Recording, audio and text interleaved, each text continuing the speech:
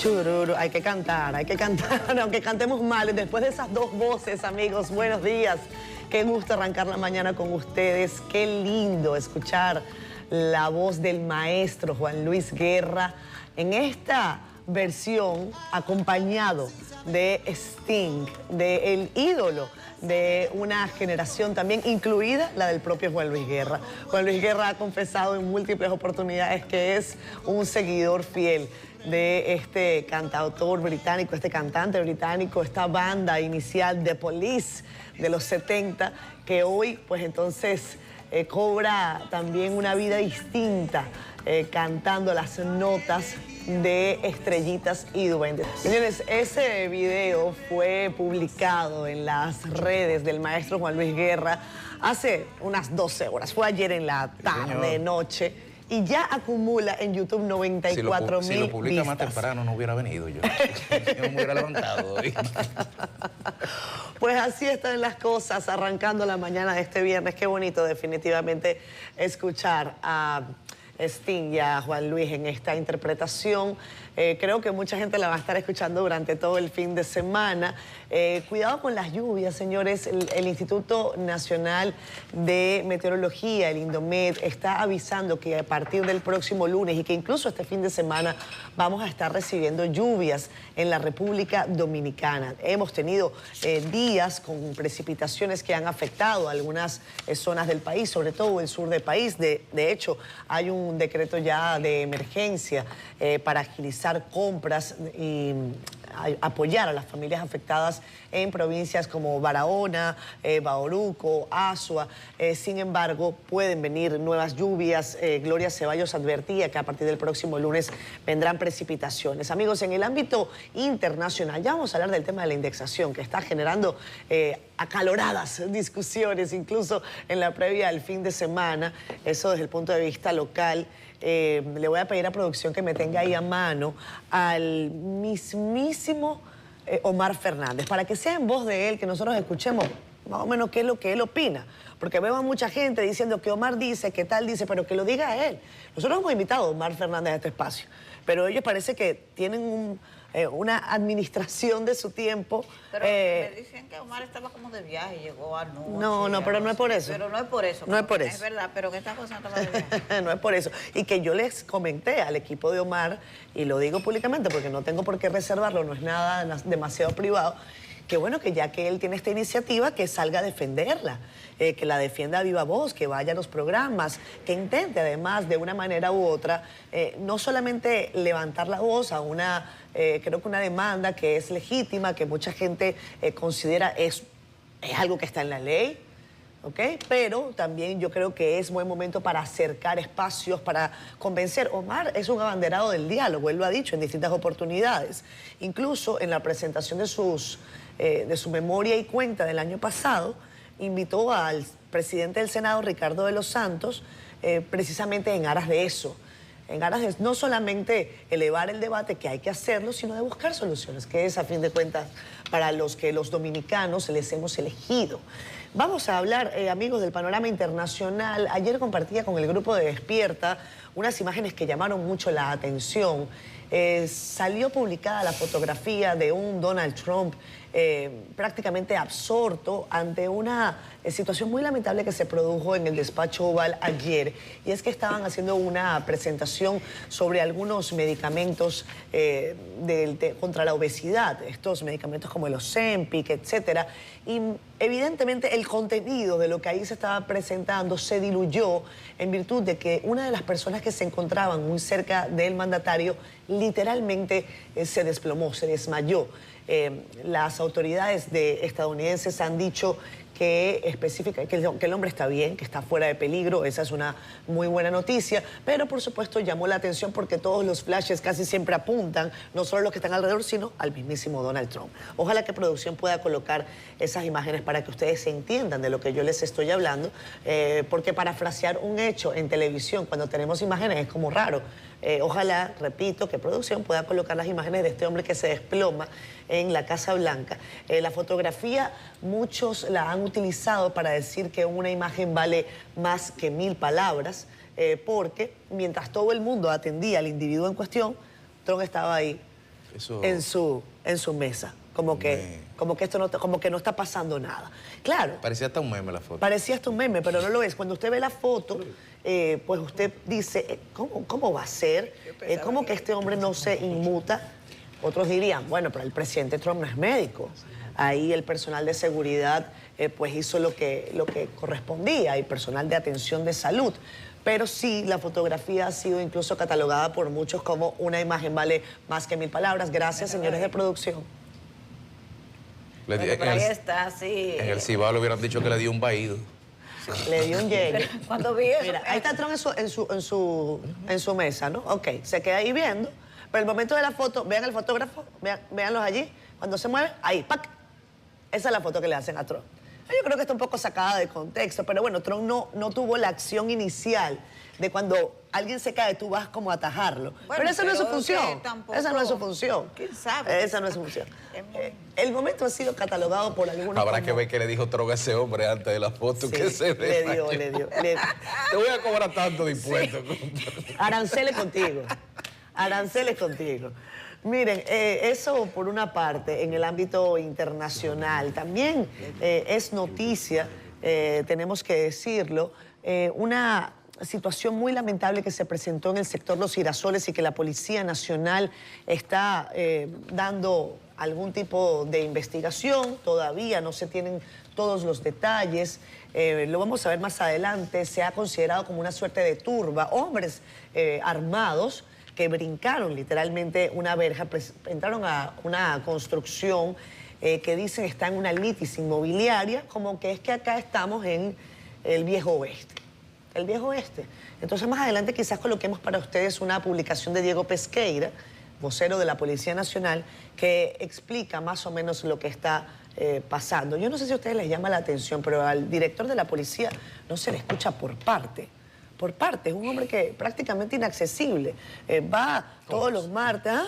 No, todos no. Yo recuerdo Ney Aldrin, era un hombre que era fácilmente... Perdón, es cuando dijiste director de la policía, entendí Pesqueira y yo te miré como... No, el vocero de la policía... requerimiento. El vocero de la policía siempre está muy atento y dispuesto, pero es extraño que en esta administración, donde todo es necesariamente desde el punto de vista de la comunicación, apertura, cercanía, transparencia, semanal, al director de la policía no hay forma de entrevistarlo, sobre todo para que dé detalles más allá de lo que vemos los martes. Pero bueno, son formas de comunicación. Compañeros, hoy es viernes 11 de noviembre, se acerca la Navidad, es Día Nacional del Deporte. Viernes 11. Perdón, viernes 7, gracias. Lo que pasa es que está ahí con 11:07. Perdón, viernes 7 de noviembre, gracias. Yo dije, bueno, Día de la Batalla de Palo Hincado, 1808, y también Día Internacional de la Física Médica. Saludos a los físicos que hacen un gran trabajo en la República Dominicana. Federico, Yanesi, muy buenos días para ustedes, compañeros. Buenos días, Catherine. Buenos días, Yanesi, amigos que nos sintonizan, que nos escuchan hoy, viernes 7 de noviembre. Gracias por la sintonía. Dios sean las gracias por este nuevo día. Quien despierta con CDN. No quisiera empezar este breve saludo sin recordar, porque aunque mañana no estaremos trabajando, que mañana, sábado 8, se cumplirán 7 meses de la tragedia del Jet Set. 7 meses de la tragedia y que aún todavía estamos esperando. Ni siquiera estamos esperando justicia. En este país la justicia es una ilusión. La justicia es lo que se ve en el horizonte y que nunca se alcanza. Sin embargo, lo que estamos esperando es un poco de reacción desde el Estado de todos sus poderes, no solamente del Ministerio Público, que estamos esperando que inicie un proceso, que estamos esperando conocer un informe, pero también estamos esperando del Poder Ejecutivo el informe especial que iba a ser aquella comisión nombrada en mayo, que tenía que entregarlo en 3 meses, o sea, en agosto, y ya vamos para noviembre. Y todavía estamos esperando el informe de la comisión especial presidida por el señor Madera de la ONSBIE, conformada ex profeso en una semanal o informada por el señor presidente. Seguimos esperando. Y los 236 muertos siguen esperando. Y los 174 huérfanos siguen esperando. Y los 38 huérfanos de padre y madre siguen esperando. Quizás eso será lo único que nos toque, esperar. Con esas empezamos el día para que recordemos eso, para que por lo menos no se nos olvide, por lo menos que no se nos olvide. Como no podemos olvidar que ese día de hoy que tú señalas, de 1808, la batalla de Palo Hincado, voy a leer brevemente esta quintilla del padre Vázquez, del principio del siglo XIX, 1800, antes de la batalla de Palo Hincado, desde luego. Dice que refleja en toda su dimensión el estado de indefinición de la nacionalidad dominicana. Recuérdense que antes de Palo Hincado éramos franceses y después de Palo Hincado volvimos a ser españoles. En un momento, todavía no había, en un momento, no había pasado lo de Cádiz, que todavía habían países que soñaban con ser libres y nosotros tuvimos la oportunidad de serlo. Dice el padre Vázquez: ayer español nací, en la tarde fui francés, en la noche etíope fui, hoy dicen que soy inglés, no sé qué será de mí. Ese era el estado de la definición de la nacionalidad dominicana en 1800. Y con ese pueblo fue que Juan Pablo Duarte logró una independencia. Y con ese pueblo que no sabía ni cómo se llamaba ni qué era. En 1808, Juan Pablo Duarte y los que lo acompañaron en ese sueño, que se llama República Dominicana, logró lo imposible. Recordemos esa batalla el día de hoy, donde Ferran derrotó, donde Juan Sánchez Ramírez derrotó a Ferran en la sabana de Palo Hincado. Le cortaron la cabeza, por cierto, con un machete a Ferran, el hermano de Pedro Santana, el traidor de Pedro Santana. Hoy día, 7 de noviembre, pero 25 de octubre en el calendario gregoriano de 1917, vigente en Rusia, comenzó, Catherine, la Revolución de Octubre.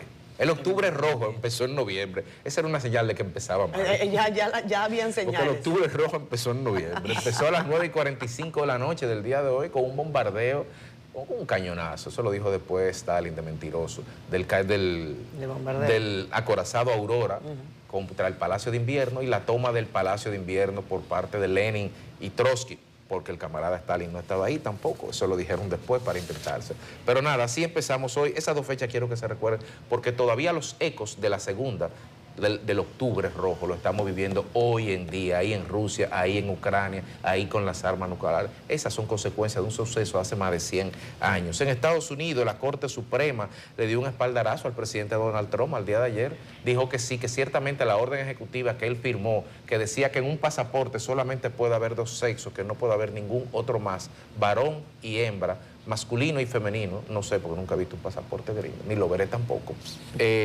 dice que es así, que no hay un tercer sexo, que no hay géneros fluidos y nada de esto, que eso es lo que tiene que decir.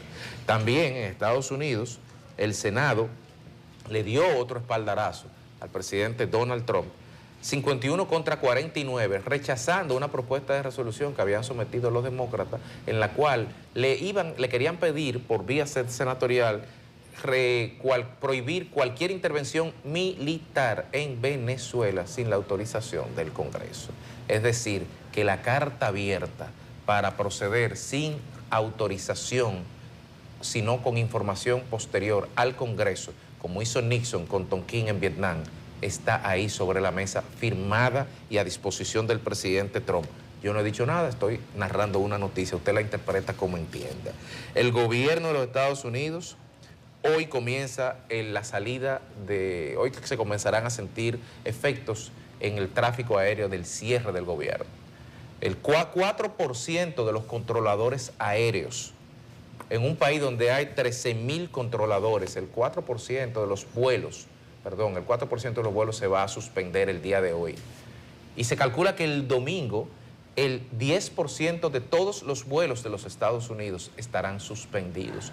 Yo creo que a República Dominicana, aunque alguna colita le va a dar, diga que no, nos tocará colita. Alguna cola va a dar. Porque los principales aeropuertos donde van a estar a hacerse esa suspensión, a partir ya con un 10% menos el lunes, serán, adivine quién, JFK, los aeropuertos más grandes. Entonces, alguna colita, averígüese bien cuando usted vaya a viajar, qué está pasando y si el vuelo va, para que por lo menos sepa cuando esté molesto que la culpa no es del aeropuerto de aquí, ni del gobierno de aquí, ni de nadie de la República Dominicana, sino del problema interno de los Estados Unidos. En República Dominicana sí continúa el debate con el tema de la indexación de los salarios. Ayer, a raíz de la comunicación que dije que estableciera el senador Omar Fernández, y en el día de ayer el presidente del partido Fuerza del Pueblo, doctor Leonel Fernández, líder de la oposición, señaló a través de una cadena de un hilo de tweets sus consideraciones al respecto.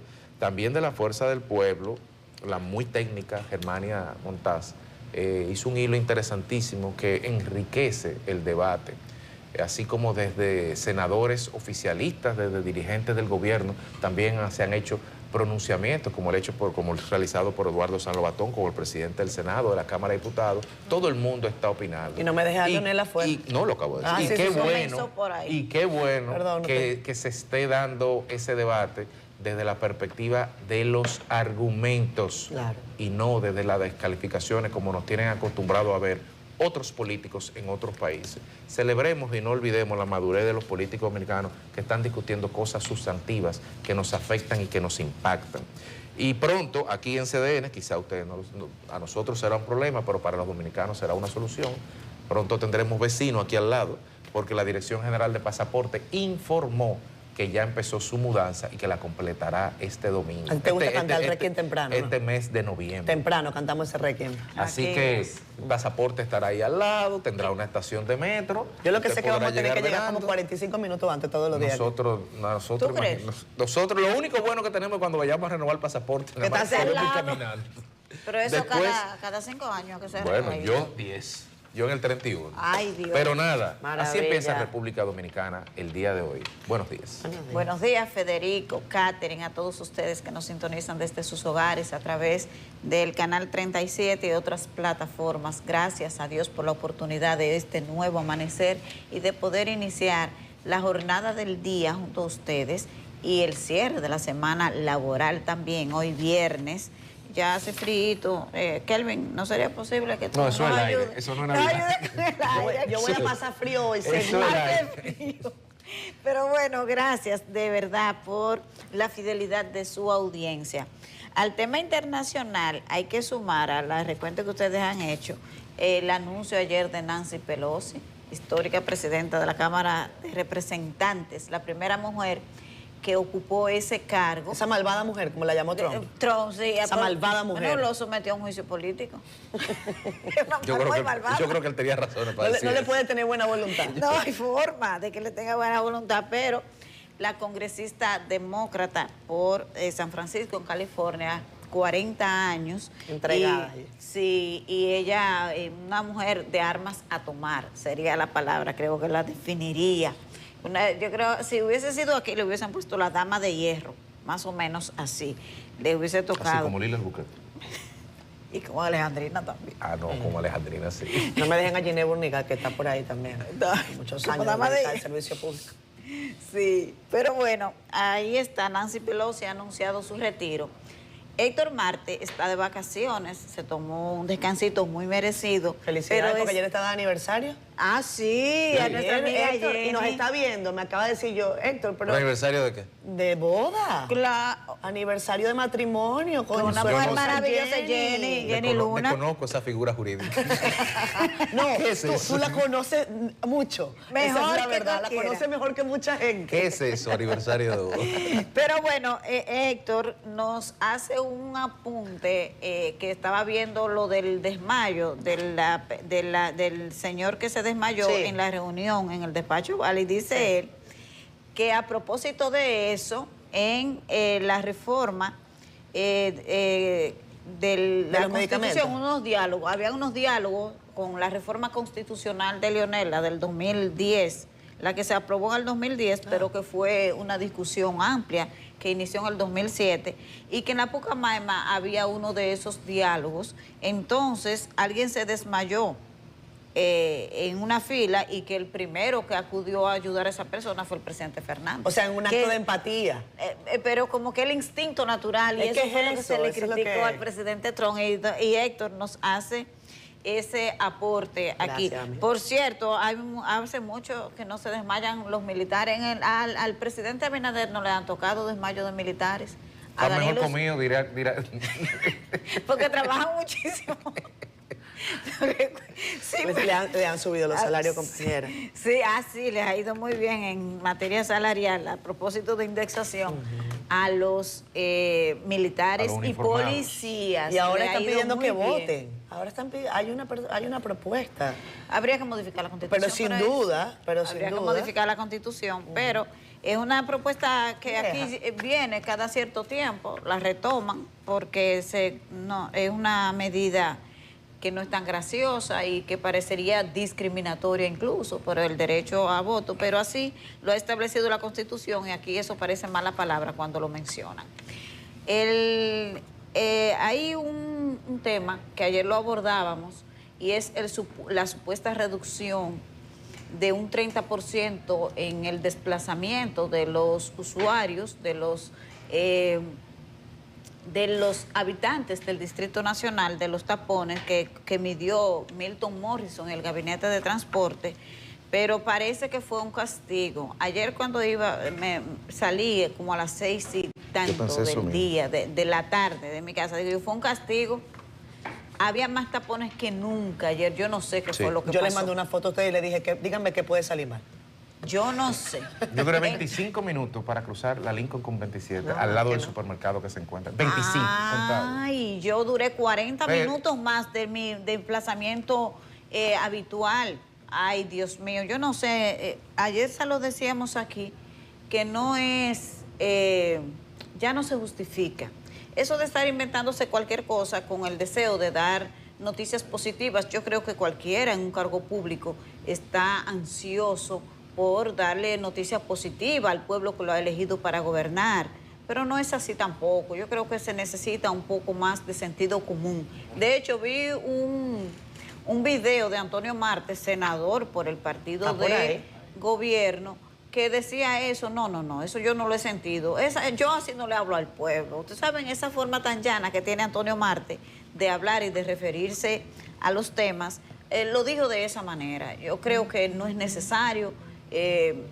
Los tapones son una realidad, no es culpa de este gobierno y las medidas que se han tomado no han dado resultado y usted simplemente pues deje que eso corra, pero no se le ocurra convocar una rueda de prensa y mandar información de que la gente supuestamente tiene una reducción de un 30% en el tiempo del desplazamiento, cuando resulta que eso no es verdad y nunca ha sido así tampoco. Nunca ha sido así. Esto va de mal en peor, lamentablemente.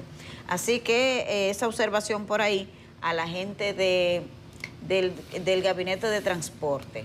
Ayer el Partido Revolucionario Moderno hizo una reunión de su dirección ejecutiva para evaluar algunos procesos internos. Y ahí aclaró algo que a mí me parece relevante, porque el tema de figuras vinculadas a ese partido, involucradas en casos de narcotráfico, pues le ha generado un problema de imagen. Y ayer el presidente del PRM, José Ignacio Paliza, explicó que no es necesario someter a las personas que están vinculadas a algún tipo de delito, en este caso el crimen organizado, a un proceso disciplinario, porque es que los estatutos del PRM establecen una expulsión, o vamos a decir una salida automática desde que ocurren este tipo de casos. Yo creo que independientemente de que es verdad que ha habido muchos casos de personas vinculadas al crimen organizado que han militado o han estado en el partido de gobierno,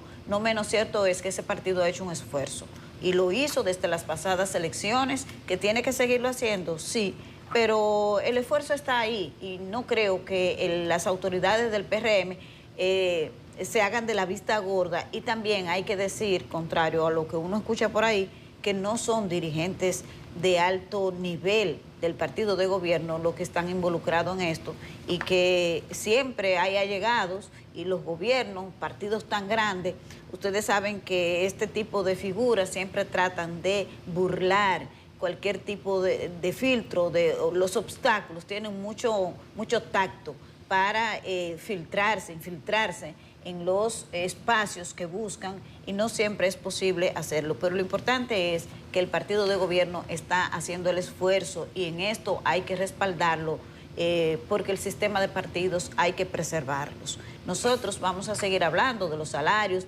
del tema de la indexación salarial, la postura del presidente Leonel Fernández, que ayer se refirió al tema, y otros técnicos y políticos, que porque este debate ha tomado mucho cuerpo, pero será después de que escuchemos lo que traen las portadas del Caribe y CDN para el día de hoy con nuestra compañera Raiza Álvarez. Así es, muy buenos días compañeros, buenos días a toda la audiencia de Despierta. Iniciamos este vistazo por el periódico El Caribe con el reconocimiento al empresario Félix García en los Galardones Industriales 2025. Allí manifestó que el reconocimiento que le fue otorgado honra también a todos los que han participado de su experiencia de vida y trabajo. En temas económicos nos referimos a las medidas de liquidez aprobadas por la Junta Monetaria, las cuales ascienden a 68.000 millones de pesos. En otra nota hablamos del efecto del cierre de aeropuertos en los Estados Unidos y la incertidumbre que ha generado la medida debido al cierre de gobierno. Y cerramos la portada con la Pontificia Universidad Católica Madre y Maestra, que otorga la medalla de honor Mater a Xiomara Dager de Menéndez. En la contraportada hablamos de deportes y del equipo de OIM que avanzó a la final.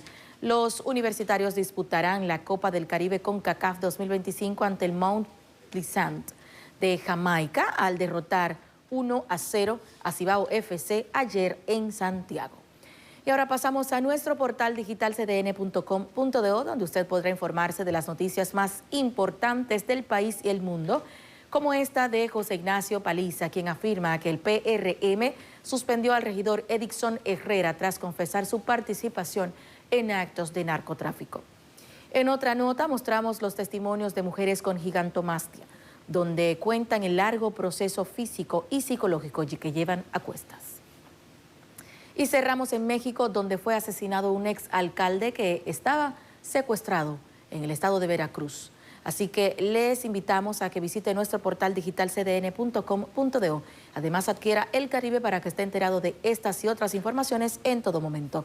De mi parte es todo. Mantenga la sintonía con Despierta. Es viernes y el lunes será no festivo, por lo tanto es un fin de semana largo. Vamos a ver si las lluvias nos van a dar un respiro este fin de semana. Vamos a ver el reporte del tiempo con Jim Suriel. Muchísimas gracias, muy buenos días. La vaguada ha empezado a debilitarse y en las últimas 24 horas el panorama meteorológico en nuestro país se ha tornado parcialmente nublado con algunas precipitaciones dispersas. Así seguiremos también hoy en gran parte del territorio nacional, porque la vaguada, aunque sigue presente todavía en la región del Caribe, estará generando menos precipitaciones. Estos chubascos podrían estar presentes ahora en el transcurso de la mañana hacia el sur y hacia el sureste de nuestro país. Y en la tarde podrían ocurrir algunas precipitaciones hacia la cordillera central, hacia el norte, también hacia el noroeste y algunas comunidades del noreste. En la noche volverán a establecerse algunos fragmentos nubosos en el sur del territorio nacional y la posibilidad de algunos chubascos aislados.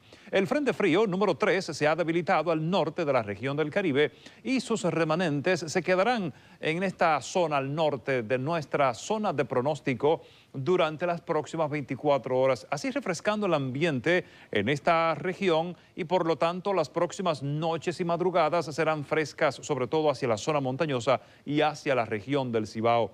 No obstante, durante el día estará registrándose un incremento de la sensación térmica en República Dominicana porque los vientos estarán llegando desde el este-sureste, impulsando toda esa humedad ubicada en aguas del Mar Caribe hasta el territorio nacional para así generar una sensación calurosa en gran parte de nuestro país entre las 11 de la mañana hasta las 3 de la tarde. Pero volverá a refrescarse nueva vez ya a partir de las 7 y 8 de la noche hasta mañana, hasta las 8 de la mañana o 9 a.m. Veremos cómo en las próximas horas una perturbación estará acercándose a nuestra región y mañana estará interactuando con el territorio nacional para aumentar así las posibilidades de algunas precipitaciones.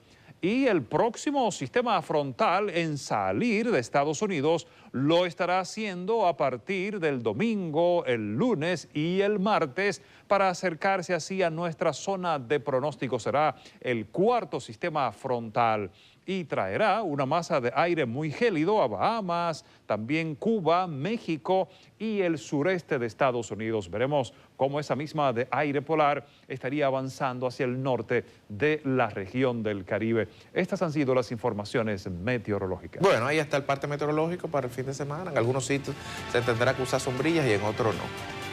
Vamos a la pausa. Gracias a todos ustedes por estar con nosotros. Seguimos transmitiendo en vivo desde Santo Domingo, de la capital de la bella República Dominicana, 7:43 minutos de la mañana. Me estaba escondiendo el reloj. 7:43. Miren, en Facebook Live hay mucha gente linda que nos saluda. Walvin Céspedes nos dice buenos días. También Aurelina Mariluz. Buenos días, feliz. Lindo fin de semana, gracias. Le gusta cómo me queda este rojo, gracias.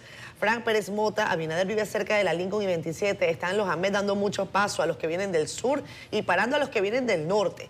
Todo es por esperar que el presidente salga de su casa y encuentre la vía libre. En prejuicio, se arman muchos tapones en Piantini y Naco. Johnny Díaz, buenos días. Decirle a Federico que la justicia se olvidó del caso Jet Set. Nosotros no. Nosotros no nos olvidamos y nos vamos a olvidar. Y vamos a estar acá permanentemente recordando a las víctimas, recordando que todos los que de una manera u otra allí han salido afectados merecen un trato digno, merecen reconocimiento, merecen apoyo, merecen que el Estado no les dé la espalda. Pero nada. Johnny Díaz, buenos días. Bueno, ya lo saludé. Alan, gracias. Un abrazo para ti. José Ramírez, buenos días desde San Tomás. Todo aquello que sea beneficio para el pueblo es visto con rechazo político, no les conviene. La observación del Código del Trabajo, la propuesta de Omar Fernández. Alan Daniel Vargas Corsino, creo que ya te había saludado, casi viene mi cumpleaños, así es. Yari Martínez, buenos días para el equipo desde Cristo Rey, un abrazo para ti, querida Yari, o querido Yari. Norca Conde, buenos días. Federico, me encanta la colección de medias, calcetines que usas. Eso, ¿cómo es hombre o mujer? Tal vez como que lo voy a responder. Es Norca. No he visto otras prendas. Ay, Dios mío. Es viernes. Feliz fin de semana, Yossi, también para ti. Francisco Marte dice, y todo eso no dijo que Omar debe hacer propuestas viables, pero la fórmula de él no funcionó, de si sube o baja. Francisco, tú no eres fácil. Ay, Dios mío, pues aquí está. Yo leo, señores, yo tengo que leerlo. Están ahí en pantalla, está todo el mundo haciendo sus comentarios. Gracias a José Roberto Ventura también por estar aquí.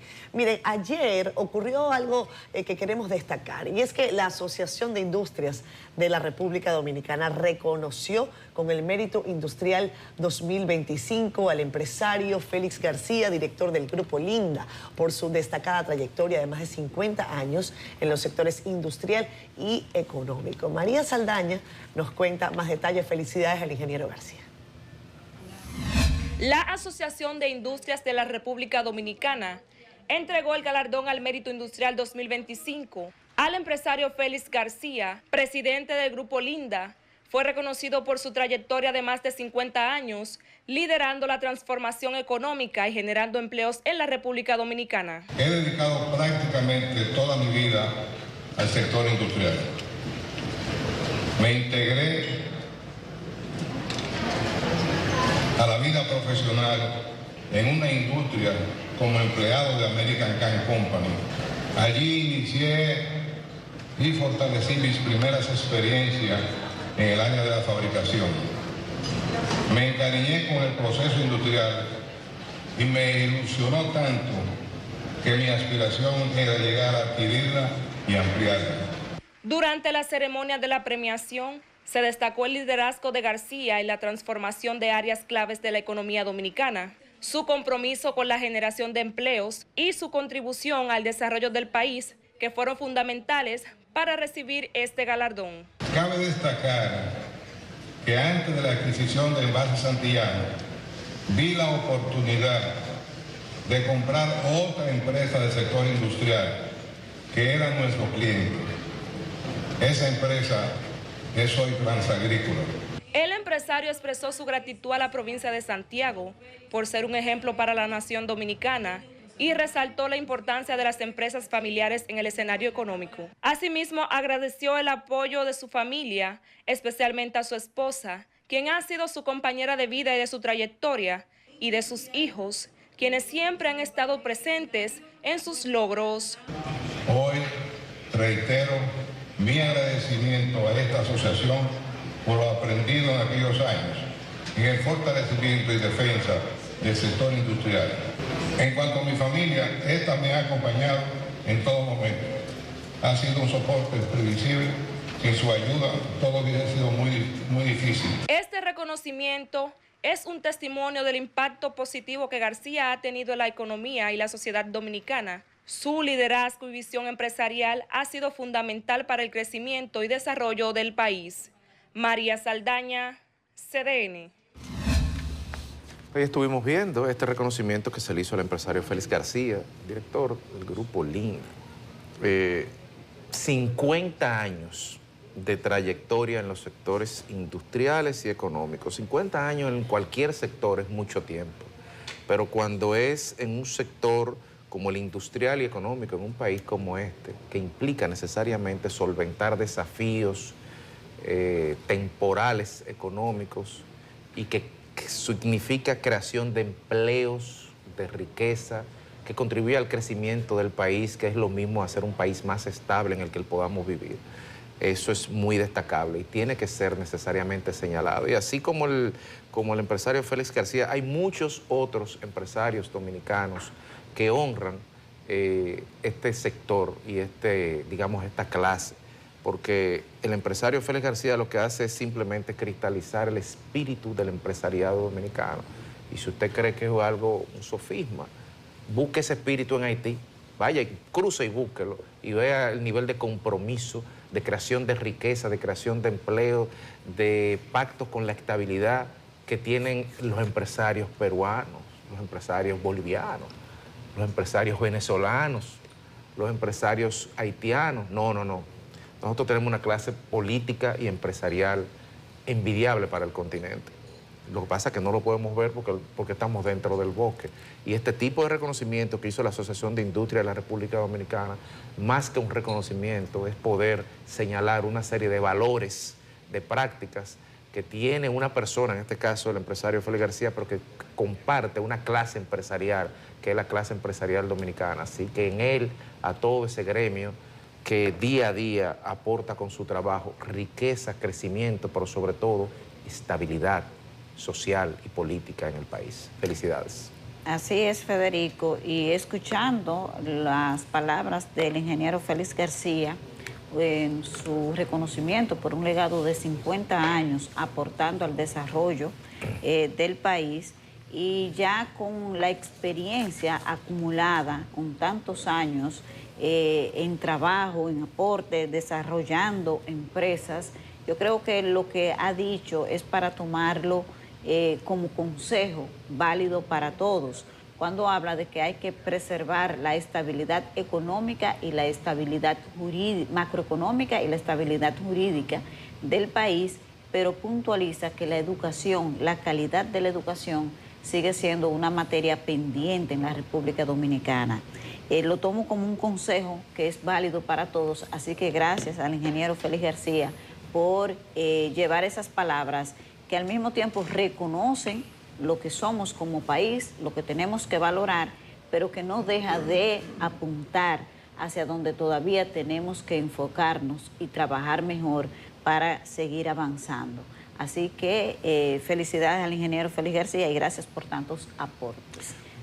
En otro tema, la indexación salarial continúa siendo tema de debate en el Congreso Nacional, donde legisladores del oficialismo y la oposición continúan enfrentados por la propuesta que busca ajustar los impuestos sobre los sueldos según la inflación. Como nos cuenta Yarili Calcaño, el presidente de la Cámara de Diputados, Alfredo Pacheco, aseguró que aunque la idea puede sonar atractiva, carece de sustento económico y tendría un impacto fiscal difícil de asumir. Veamos. El debate por la indexación de los salarios volvió a encender las tensiones en el Congreso Nacional. Esta vez el propio presidente de la Cámara Baja reaccionó ante la propuesta del senador Omar Fernández, dejando entrever que se trata de una iniciativa más política que técnica. El liderazgo tiene que tener la responsabilidad de hacer propuestas creíbles y viables. Pacheco recordó que el tema ya se discutió durante la fallida reforma fiscal del pasado año y advirtió que no se puede tomar una parte del debate sin evaluar su impacto en las finanzas públicas. Como todos nosotros sabemos, nosotros al día de hoy contamos con un déficit presupuestario que sobrepasa el 3% del Producto Interno Bruto. Entonces, para nosotros poder implementar medidas que reduzcan los ingresos del gobierno, tenemos que buscar las compensaciones. En la misma línea se pronunció el diputado oficialista Aníbal Díaz, quien insistió en que la propuesta debe analizarse con responsabilidad fiscal. Pararse aquí a decir que quitemos de los presupuestos públicos 18.000 millones es populismo. Y la verdad es que ese populismo, aunque tenga chacabana o aunque tenga un poloché, es populismo. Y es tan populista que de 6 años que se ha ido incumpliendo con esta ley, 5 son de este gobierno. Entonces, ¿cómo es que es populismo? Estamos hablando de que tenemos que cumplir la ley. Es un tema justo, eso es lo ideal. Ahora, tenemos dinero guardado en una bóveda para cada vez que una persona se idealice algo, salir a ejecutar eso. Mientras tanto, desde la oposición política defienden el ajuste como un acto de justicia tributaria. La propuesta del senador Omar Fernández busca que solo los salarios por encima de los 52.000 pesos mensuales paguen impuestos sobre la renta. Actualmente el gravamen se aplica desde los 34.000 pesos. Si hacemos la indexación, entonces pierden el primer tramo y el Estado deja de percibir 18.000 millones. Esos 18.000 millones van directo al bolsillo de la gente y luego vuelven a las arcas públicas por impuestos al consumo. Es para que la gente tenga más facilidad de llegar a fin de mes. Señores, aquí la gente le está pasando mal. La indexación salarial está contemplada en el Código Tributario, pero cada año el presupuesto general del Estado incluye una disposición que suspende su aplicación. Yarilis Calcaño, CDN.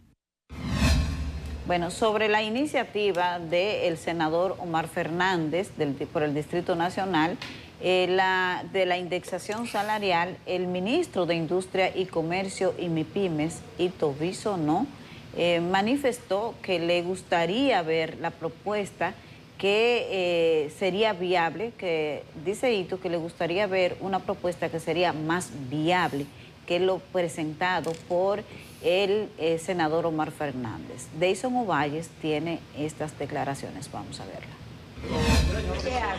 Ante lo planteado por el senador Omar Fernández de indexar el salario cada año y eximir del pago de impuestos los sueldos hasta 52.000 pesos, el ministro de Industria, Comercio y MIPYMES, Víctor Ito Bisonó, dijo que le gustaría ver que esta propuesta se haya aplicado cuando otras personas han estado en algún puesto político. A lo que es posible en los momentos adecuados. Así que me gustaría ver propuestas que sean propuestas que puedan ser aterrizables y que se hayan cumplido cuando le ha tocado dirigir o estar en el deber de aplicarla también el que la está exigiendo. Bisonó agregó que sería adecuado tener algunas reformas integrales que no se han podido hacer. Y que no han tocado tiempos variados, no vamos a seguir recordando el por qué o cuál, pero al final aquí se han realizado lo que nunca se había hecho, 3 aumentos de salarios a todos los sectores, principalmente con el acuerdo de todos los sectores, patronales, obreros, gobierno. Sin embargo, el presidente de la Asociación de Empresas e Industrias, Ángelo Viró, manifestó que han luchado para que se ajusten los impuestos a los salarios. Entendemos que esto no es justo. Hoy en día tendríamos que tener una indemnización alrededor de 54.000 pesos y todavía estamos en 34, pero al mismo tiempo también entendemos la situación del gobierno, que entiende que si no tiene dinero, no se hace ninguna reforma fiscal, no entiende cómo no pueden hacer a menos del ingreso de ese fondo. La indexación salarial es un recurso dispuesto en el Código Tributario que, a través del artículo 317, establece que el impuesto sobre la renta aplicado al sueldo debe ser revisado todos los años conforme a la inflación. Deison Ovalles, CDN. Bueno, ahí vimos la historia de Deison Ovalles. Ahora vamos a pedir a producción que coloque en pantalla una serie de post-tweets que publicó ayer el presidente Leonel Fernández, presidente de la Fuerza del Pueblo, que es la primera vez que se refiere a este tema, que tiene como principal representante de esta demanda al senador del Distrito Nacional, Omar Fernández. Dice Leonel Fernández que desde el 2017 el tramo exento del impuesto sobre la renta está congelado. En ese tiempo, la inflación ha rondado un 40%. De haberse aplicado la indexación prevista por la ley, el mínimo no imponible sería hoy de unos 50.000 mensuales, no 34.685. Esa omisión es un aumento disfrazado. El costo de la vida no es una renta, es mínimo vital. En las empresas no se gravan insumos, en los hogares la canasta básica cumple ese papel. Gravar por debajo de ese umbral no es recaudar, es castigar la subsistencia del trabajador formal. La salida es legal, técnica y ética. Aplicar la indexación automática anual del ISR, o sea, el impuesto sobre la renta, y una regla fiscal que discipline el gasto. Solo así construiremos un sistema tributario justo que grave la capacidad y no la supervivencia. Habló el presidente Fernández sobre este tema. Va a seguir generando debates. El gobierno, ayer vi al presidente del PRM que volvió a recalcar que lo que quiere el senador del distrito es que quiten subsidios para que se pueda quitar aplicar la indexación al salario de los trabajadores que ganan hasta 52.000 pesos. Hay montos variables. Ahí el senador dice 52.000, el presidente Fernández habla de 50.000, pero más o menos por ahí ronda el mínimo a partir del cual se aplicaría la indexación salarial. Yo sé que en los días por venir esto va a seguir evolucionando, que al gobierno le preocupa este tema, que los trabajadores tienen toda la razón en el reclamo de que en el presupuesto del 2026 se aplique la indexación salarial. Pero insto a que usted le quite quién lleva la voz cantante en esto. Solamente aplique lo que sería el sentido de justicia y lo que debe de ser. Vi ahí a uno de los representantes del oficialismo, creo que fue el diputado Aníbal Díaz, que dijo que es un acto de populismo del senador Omar Fernández. No, diputado, no es así. La indexación salarial aquí se aplicó sin fallar nunca hasta el 2013. Y luego se volvió a aplicar y se congeló en el 2017. Entonces no es un acto populista y no es algo que no se pueda hacer. Sí se puede y sí se debe, porque es un abuso en contra de los trabajadores ponerlos a pagar un impuesto, porque en realidad es un impuesto, es un gravamen a la clase trabajadora, a la clase que además, miren, yo no solamente le voy a explicar un caso, uno que conozco. Yo tengo un amigo que trabaja, por cierto, en el gobierno, y le pregunto, ven acá, ¿cuál es tu salario? 76.000 pesos. ¿Y cuánto él paga de eso? 22.000 de impuestos, solamente del ISR. ¿Usted cree que eso es justo? ¿Usted cree que el trabajador que además tiene que pagar colegio, es el que se la pasa en los tapones gastando gasolina, es el que tiene que comprar el inversor por los apagones, se le grave con un impuesto tan injusto también? No, Y no tenemos que ver color de quién haya llevado esta demanda de los trabajadores. Lo importante es que se le haga justicia, porque no es verdad que todo lo que los gastos del gobierno y de donde tienen que salir esos 18.000 millones que hay que recaudar para cubrir el gobierno tenga que salir del bolsillo de los trabajadores. Es un acto de injusticia que no se puede seguir permitiendo. Y no es ningún populismo, porque se hizo hasta el 2013 y qué se hacía antes que ahora no se puede hacer. El reclamo es de justicia para los trabajadores. Lo que el problema es que la situación en el 2013 era menos complicada de ahora, porque del 2013 acá han pasado 12 años con un esquema insostenible fiscal. Y se van acumulando una serie de deudas y una serie de pasivos, y gobiernos van y gobiernos vienen, y este gobierno también, desde luego, que no se quiere cortar el tema de raíz. El nudo gordiano es la sostenibilidad de las finanzas. Como tú muy bien señalas, esa indexación venía realizándose y fue suspendida en el presupuesto del 17, 18, 19, 20 y del 20 al 25. ¿Cuántos son? 9 años serían, en términos presupuestarios, calendarios.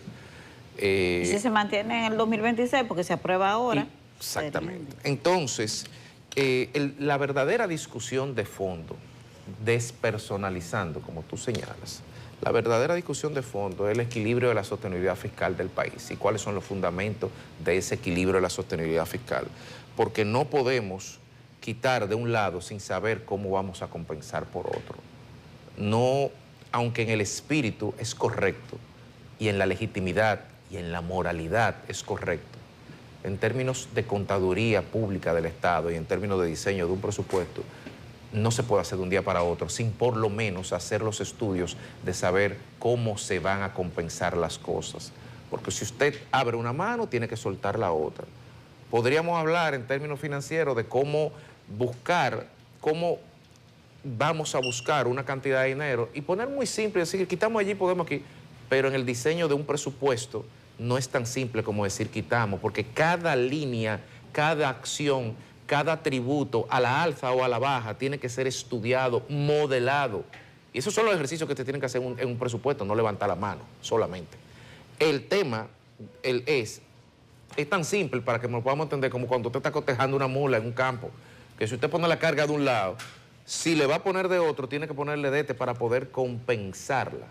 Y esa compensación es el ejercicio que se tiene que hacer en el debate del presupuesto. Pero aquí la verdadera discusión de fondo es que aquí tenemos que, y que qué bueno que se está hablando de uno de los aspectos que configura la verdadera discusión, que es la sostenibilidad de las finanzas públicas del país, o lo que es lo mismo, la reforma fiscal de carácter integral.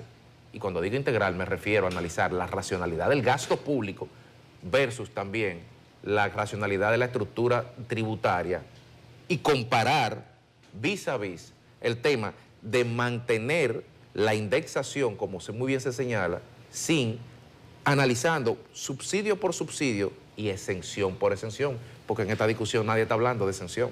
Aquí se está hablando de indexación, se está hablando de subsidio y la exención, los 7.000 millones del sector cine, los 14.000 millones del sector turismo.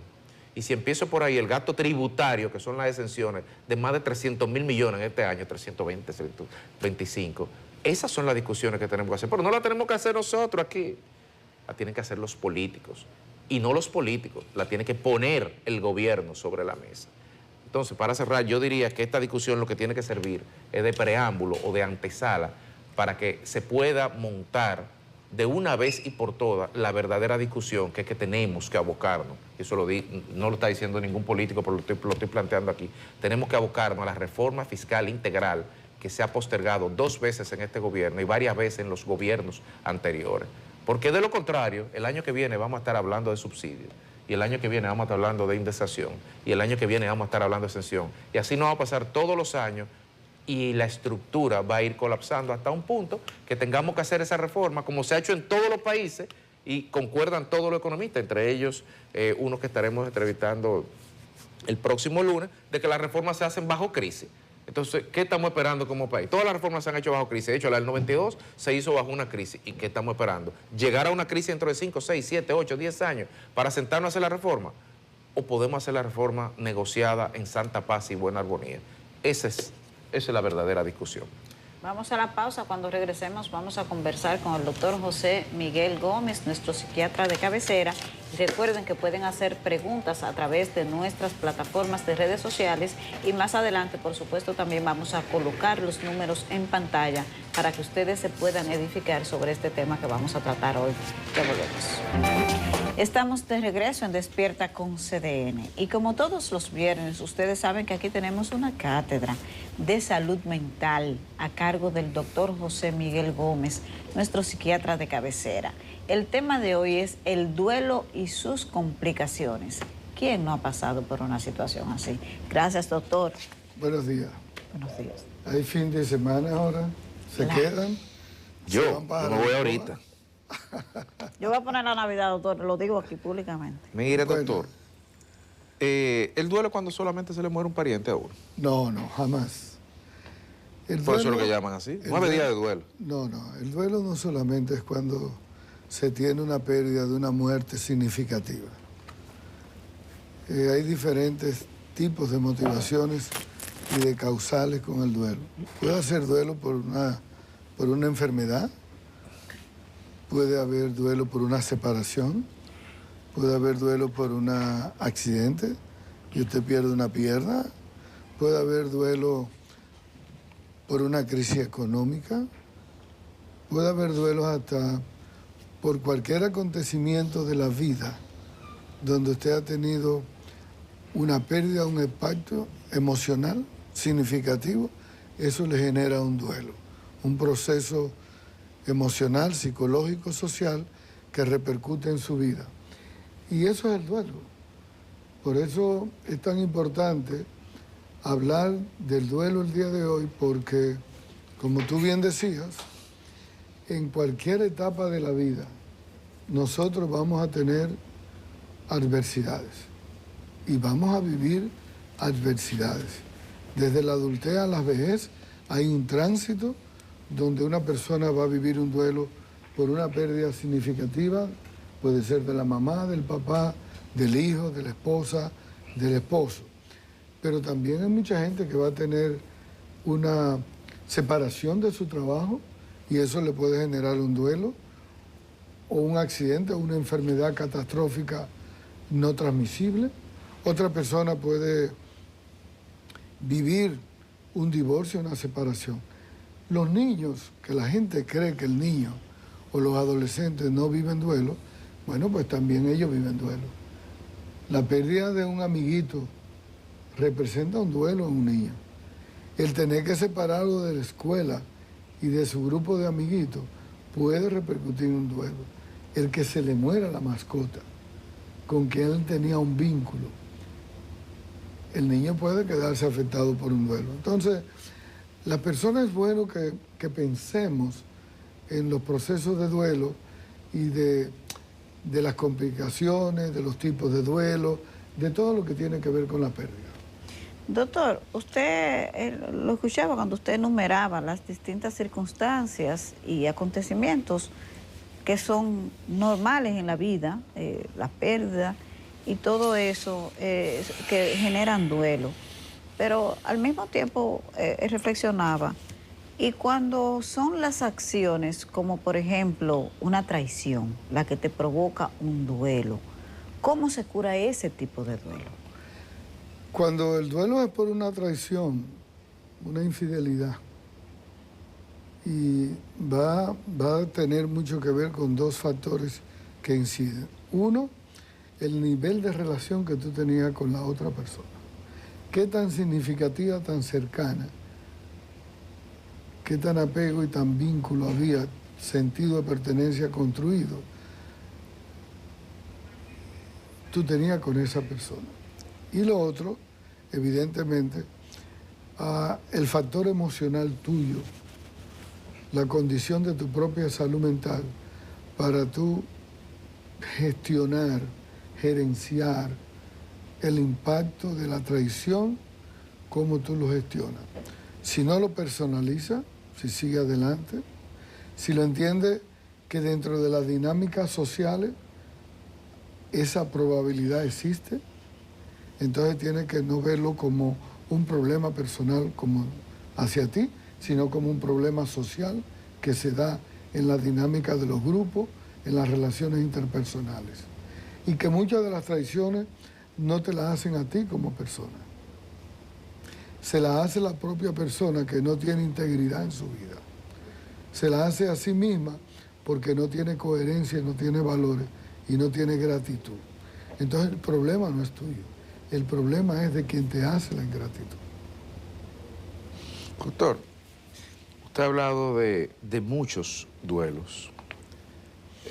Pregunto, el nivel de la percepción de daño que un ser puede sentir en un duelo difiere en intensidad, en extensión de marco temporal y en el abordaje de resolución de, por ejemplo, se me murió un ser muy querido de mi círculo primario, ese es un duelo, o me botaron de un trabajo que me gustaba, ese es otro duelo, pero son los mismos duelos, son los mismos dolores, se curan igual, se sanan igual o tienen abordajes diferentes. Va a depender mucho, Federico, de algunos factores que inciden, de tu propia salud mental, como para tu fortaleza emocional para tú manejar crisis, para adaptarte a la crisis, para el nivel de reflexión con que tú tengas. Fíjate que en una familia de 5 hijos se le muere la madre y cada uno hace un duelo diferente. ¿Y por qué cada uno hace el duelo diferente? Porque cada uno tiene su fortaleza, su resiliencia, su propia capacidad para digerir o gestionar el trauma. Y va a depender mucho ese nivel de complicación con el duelo, con diferentes aspectos. Bueno. Si a una persona le evitaron el duelo, le inhibieron el duelo, no le dejaron expresar su dolor, puede ser que ese duelo se prolongue más. Por eso hay que ver los duelos como un proceso normal. No todos los duelos hay que medicarlos, no todos los duelos hay que evitarlos. A la gente hay que dejarlo que exprese su ira, su rabia, su llanto, su dolor, ¿verdad?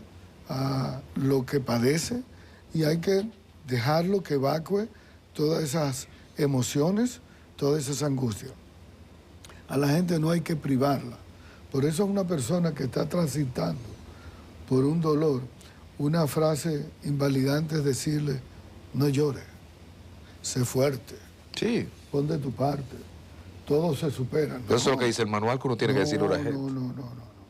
Hay que dejar a esa persona que exprese su dolor, es su madre, su esposa, es su hermana, es su hijo. Entonces el dolor es inevitable, el sufrimiento es opcional y hay que entender que en ese proceso va a tener un estado de shock donde se quiere negar a aceptar la pérdida, donde después va a venir una ira, donde después va a venir un proceso de depresión, de ansiedad, pero también ese duelo va a depender de la afección y del tiempo en que tú pudiste hacer la relación con el duelo. No es lo mismo un duelo traumático, que a ti te llamen ahora mismo y te digan que el ser querido que tú tenías una relación tuvo un accidente. Por eso esos feminicidios dañan el cerebro de una niña, de un niño, que de pronto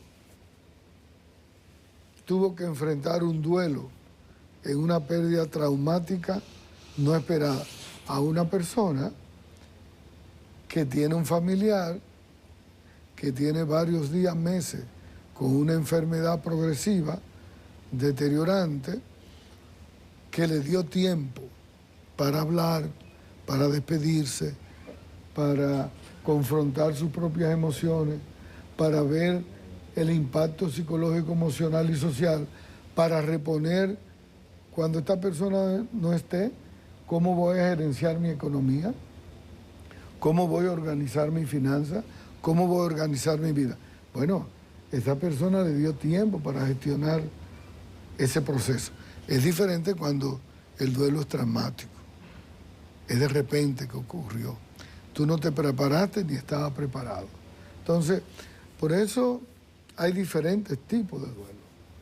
Por eso hay duelos persistentes, duelos complejos, duelos traumáticos, duelos no resueltos, de gente que tiene a alguien que se murió 1 año, 2 años, 5 años, y no ha podido superar, no ha podido gestionar la vida de nuevo después de esa pérdida, se quedó con un proceso donde la persona no vuelve a ser el mismo de antes. No ha vuelto a ser productivo como era antes. No ha vuelto a gestionar el proyecto de vida como era antes. Se aisló, se refugió en el alcohol, se refugió en una droga, se refugió en una soledad tóxica. Es decir, fíjate los impactos que tiene el duelo en persona.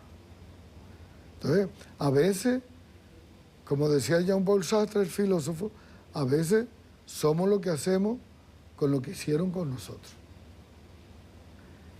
Pero el ser humano a veces no se da cuenta de eso. Bueno, recordarles a los amables televidentes que los teléfonos para poder comunicarse con el doctor y poder hacer cualquier pregunta en línea están ahí disponibles en pantalla. Puede llamar con el 809 a los siguientes números: 683-8785, 683-8786, 683-8795 y 683-8796. Llame ahora para cualquier inquietud que quiera compartir con el doctor.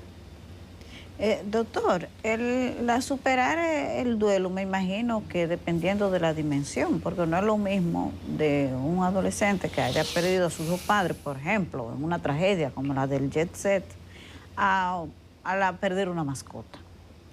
Pero hay un periodo que se supone que, bueno, en 3 meses tú tienes que estar en este punto, en 1 mes, en 5 meses. ¿Eso se mide de alguna manera en el tiempo?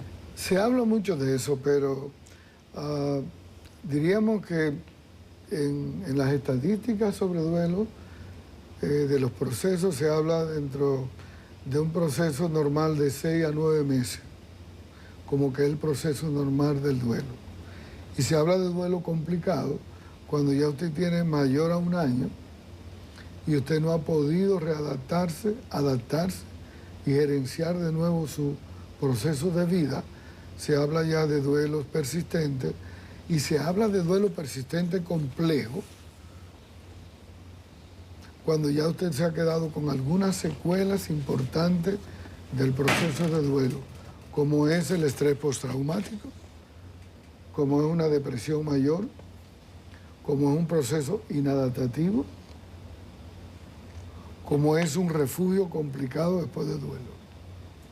Es decir, donde el impacto de la pérdida significativa no solamente impactó en la no presencia de Estado, sino que le impactó en lo funcional, le impactó en lo psicológico y le impactó en la esfera social. Entonces esa ruptura en muchas personas se impacta. Sin embargo, como decía Aristóteles, cada ser humano es único e irrepetible. Hay otras personas que puede un duelo superarlo en 6 meses. Puede adaptarse, puede gestionar su pérdida, puede aceptar la pérdida, puede aprender a vivir con la pérdida. Y lo más importante es decirle a las personas en duelo, el hecho que usted a más temprana edad, de forma más rápida, se ponga en contacto con la vida y usted empiece más rápido a ir al trabajo, juntarse con los amigos, buscar de los espacios espirituales,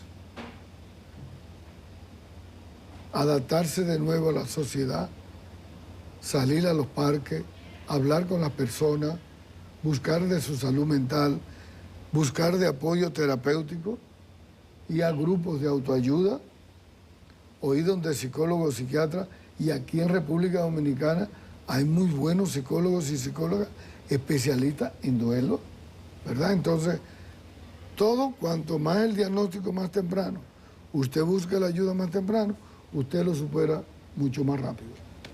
Doctor, tenemos llamada. Buenos días. Díganos su nombre y de dónde nos llama, por favor. Yo soy María, de Santo Domingo Este, para hablar con el doctor. Adelante, su pregunta. La pregunta es, una persona que pierde un dedo o algo, ¿qué tiempo tiene para recuperar el suelo? ¿Qué pierde? Un dedo. Que pierde una... Sí, sí. Una extremidad. Es una pregunta importante la que usted hace, porque ese es un duelo también. Una amputación de una pierna, la pérdida de un dedo, es un miembro, es parte de su cuerpo, con quien usted tiene toda una intimidad y una relación.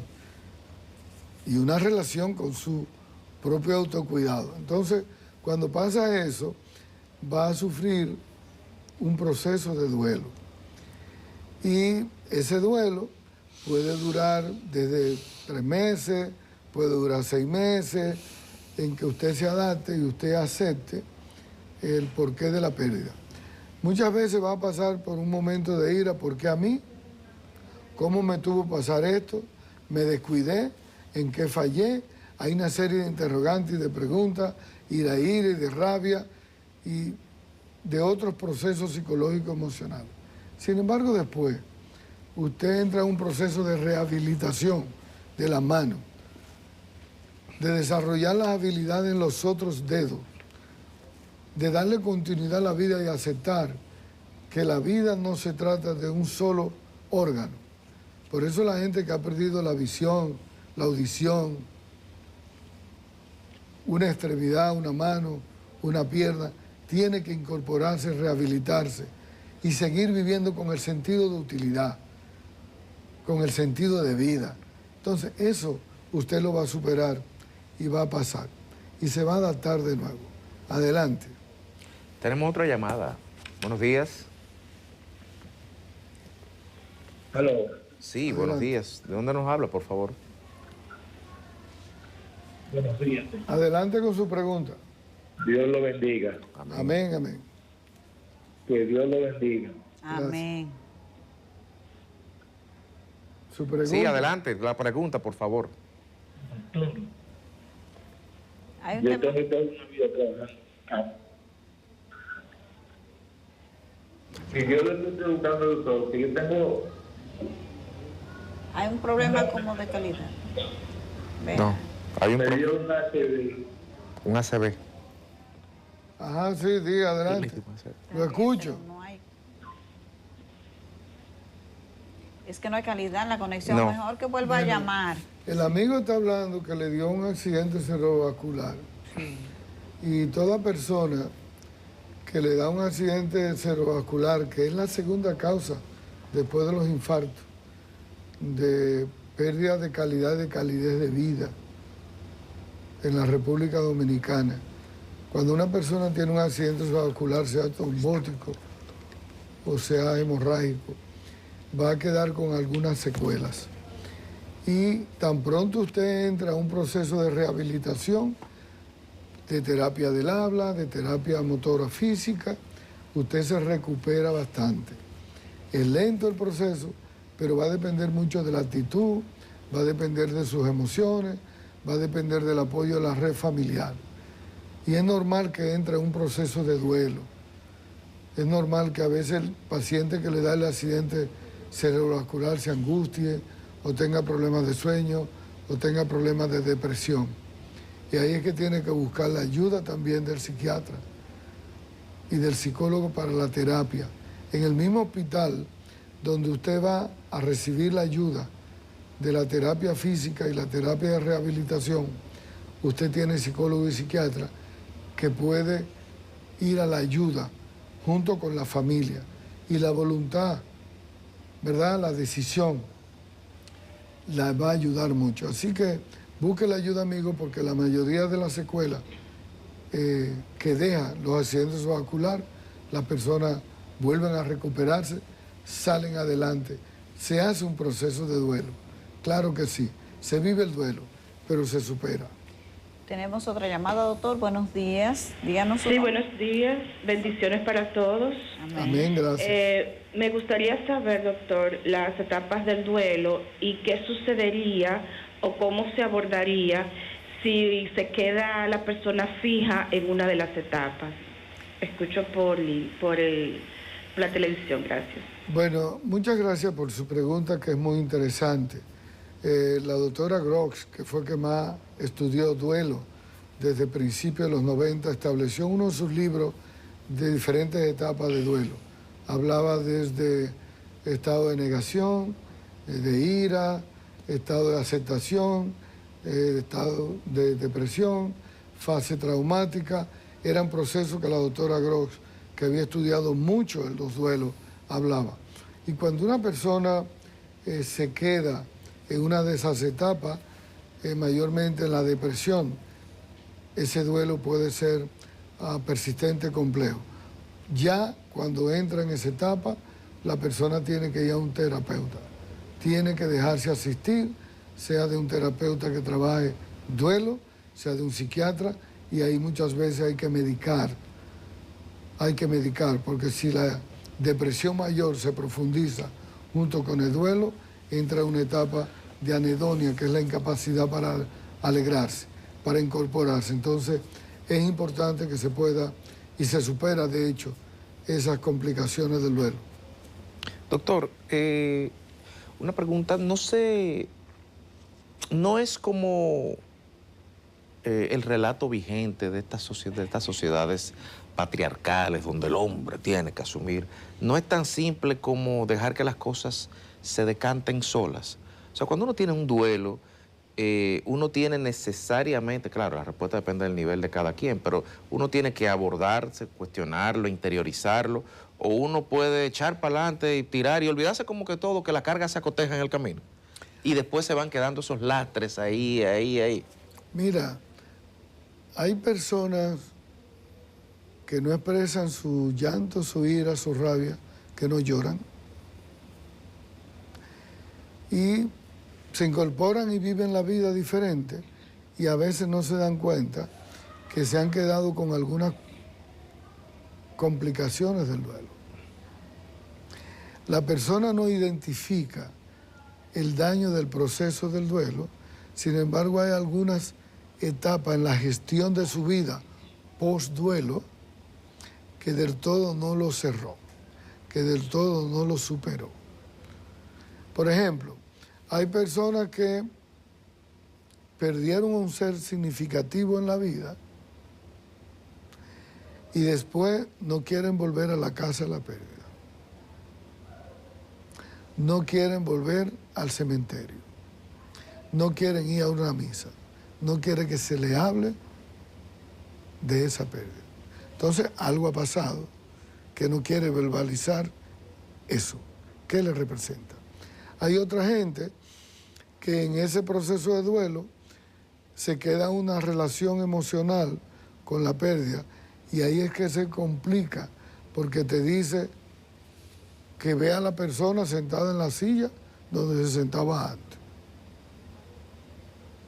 ¿No será alucinación? Que siente la presencia.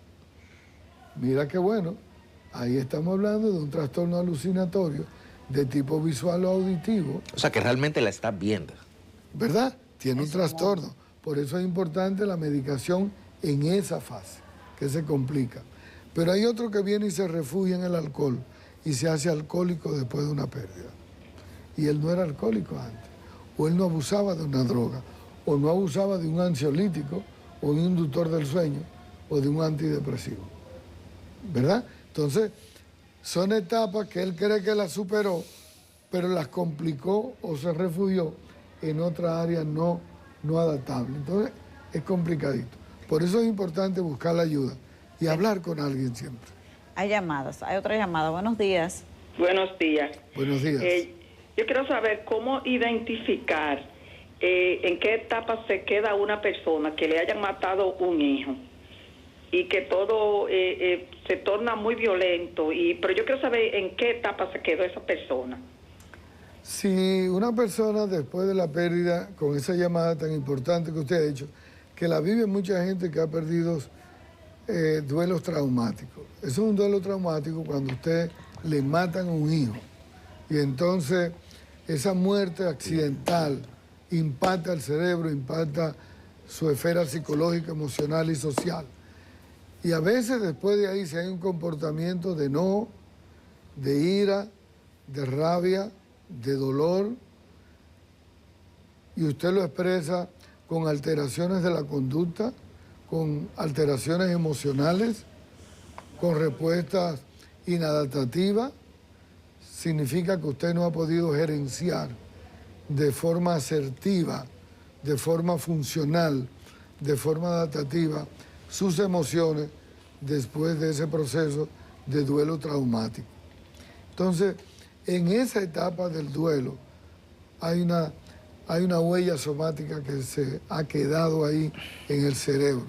Por eso es importante que si eso persiste después del año, vaya a un especialista de duelo. Hable, exprese, canalice lo que usted siente con esa persona que le va a acompañar y le va a estimular y le va a motivar a expresar su dolor y los por qué y los cuándo y los cómo. Usted se está preguntando en su cerebro sobre ese trauma que tiene.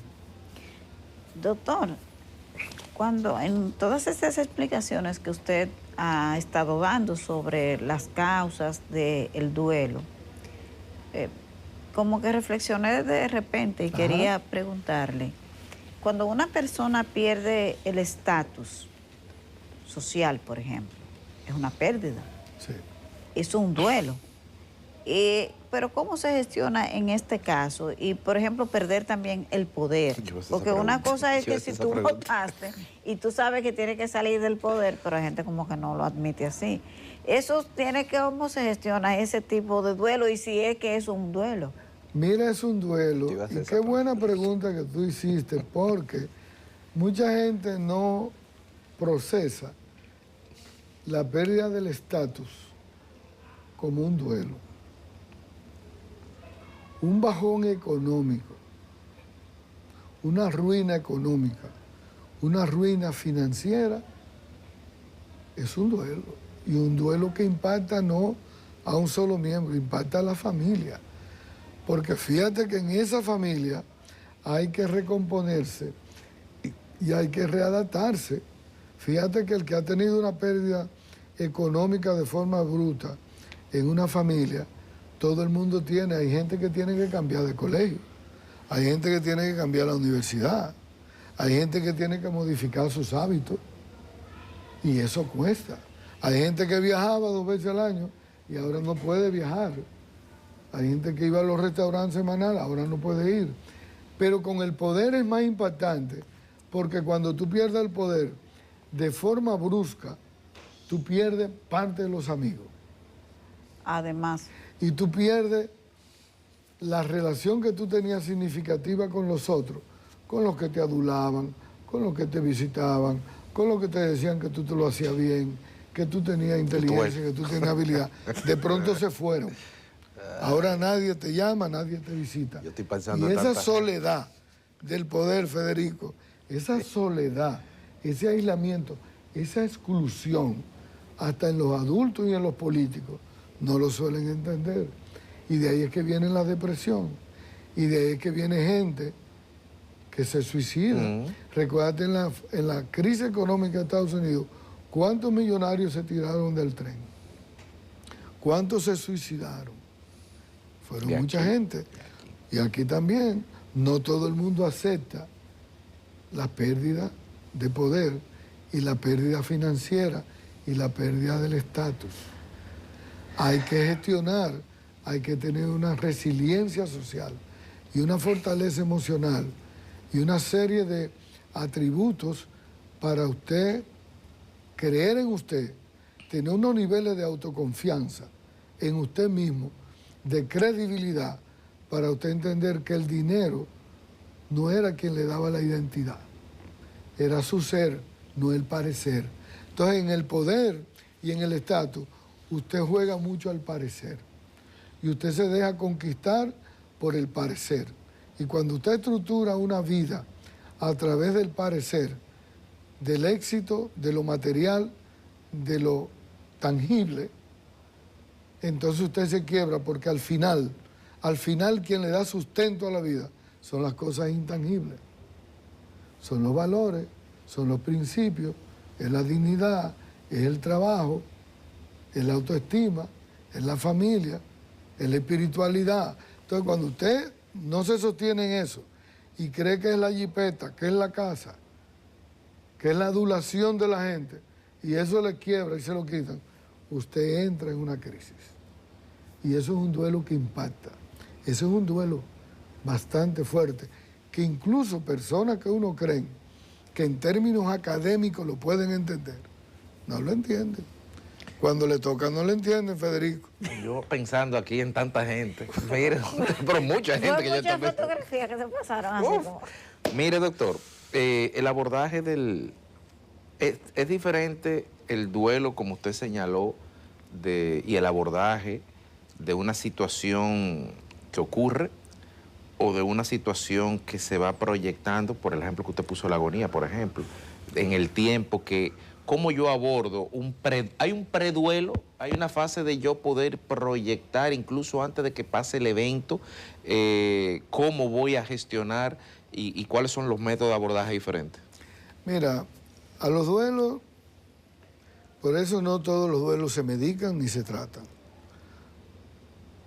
Por eso a nadie se le puede inhabilitar o impedir que exprese su dolor y su llanto. A la gente acompáñala en el duelo. Los duelos son normales, son procesos que va a vivir esa persona. Acompáñalo y permítale en el acompañamiento que exprese su dolor. Si quiere llorar, que llore, sea con pingido, sea con jipío. Este hombre que se parecía a suerte, déjelo que llore. Es su mamá, es su esposa. Fíjate cómo hay gente, que hay personas de carácter muy fuerte y se quebraron, que hicieron una crisis en la pérdida significativa del duelo, del entierro. Y hay gente que se queda sorprendido. No, ese hombre tenía derecho a llorar. Es su mamá, es su esposa, es su hija, es su hijo. Entonces, no lo inhabilite de eso. Acompáñalo, déjalo que evacue su dolor, su ira, que hable, que se enoje, que se pelee, que se pregunte, que le dé rabia, que exprese la frustración, todo lo que siente, la amargura, el trauma, el dolor. Y usted lo acompaña y le va reconociendo y validando y lo va acompañando y le va diciendo que sí usted siente como él se siente. Que usted comprende lo que está viviendo y lo que está pasando. Que usted lo acompaña y que usted está ahí para acompañarlo. Pero nunca le diga, nunca vaya a una funeraria a dar un acompañamiento, a decir, esto pasa, todos vamos a morir, todos vamos para el mismo lugar, esto se supera, en una semana tú vas a estar fuerte. Esas palabras no impactan, al contrario, no ayudan, no ayudan. Doctor, y un tipo de dolor que genera, por ejemplo, la burla, eso que la gente llama bullying, ¿cómo se gestiona eso? Porque crea como rencor incluso, hay gente que se queda como... Mira, una de las cosas que más altera el cerebro es el acoso moral, el maltrato, la exclusión y el rechazo social. Porque el impacto es moral.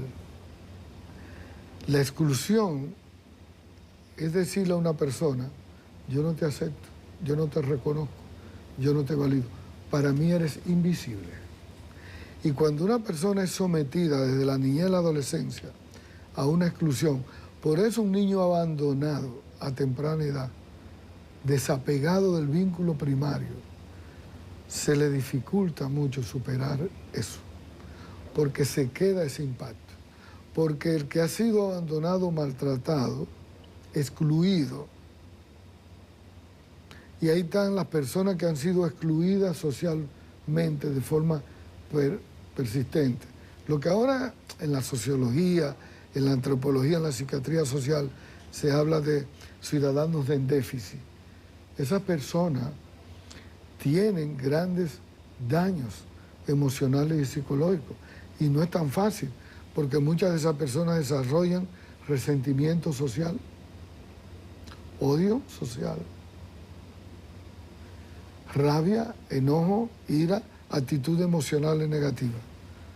Por eso, uno de los maltratos que más afecta a un niño, más que el maltrato físico, que no se debe de hacer, es el maltrato emocional, el maltrato psicológico, la apatía o la indiferencia, o la no aceptación. Y el bullying, el acoso moral.